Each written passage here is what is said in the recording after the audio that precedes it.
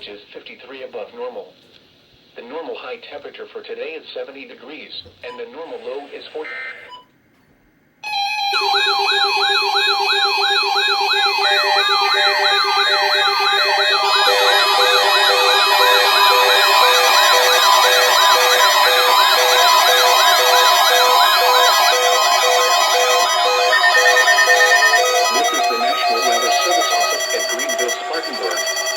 The preceding signal was a test of weather radio station KHC27's public warning system.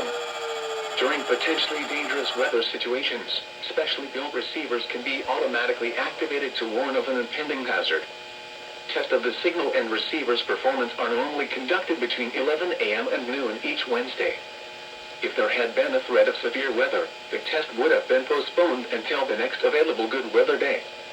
Reception of this broadcast and the warning alarm will vary at any given location.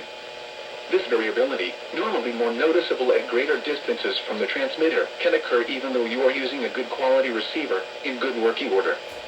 The warning alarm will be activated for hazardous watches and warnings. For station KHC27, broadcasting near Rock Hill, on a frequency of 162.425 MHz, the warning alarm will be activated for the following counties in South Carolina: Cherokee, Chester, Fairfield, Lancaster, Union, and York. And in North Carolina, Cleveland, Mecklenburg, and Union. This concludes the NOAA Weather Radio All Hazards Torn Alert Test.